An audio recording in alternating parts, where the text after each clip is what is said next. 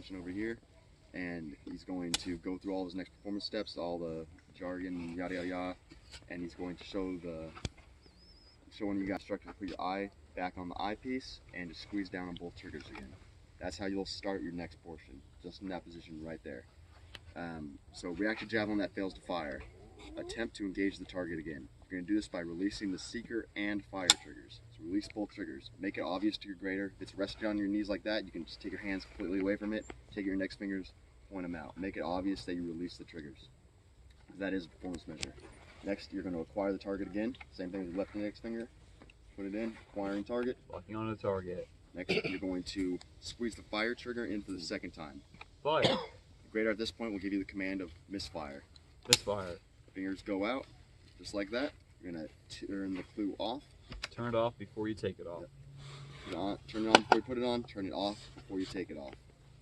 Next, you're going to place the javelin on the ground with the clue hand grips pointing up. Just did that.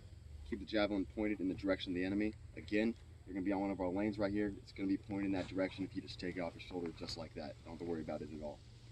You're going to keep the back blast area clear. Don't worry about that. You don't have to say back blast area clear. Nothing like that. We know as a grader your back blast is clear. Don't worry about that step. Next, you're going to check the interface connectors. You're going to do this by pressing down with either your right thumb or fingers on the release latch. Disconnect the clue from the round. You don't have to remove it all the way. You can keep those little brackets in there, and you're going to check for dirt and debris.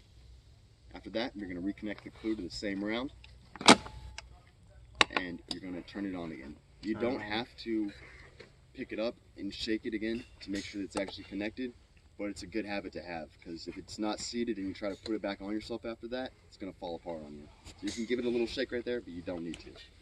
Next, you're going to turn the clue on before you get it on. Turn it on before you get it on.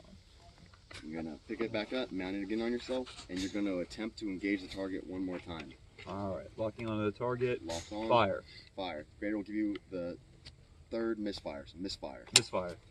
After that, you remove your fingers from the trigger wells, and you're going to turn off the clue. Turn it off before you take it off. Yep. Place the javelin on the ground, pointing towards the enemy. Disconnect the clue from the round.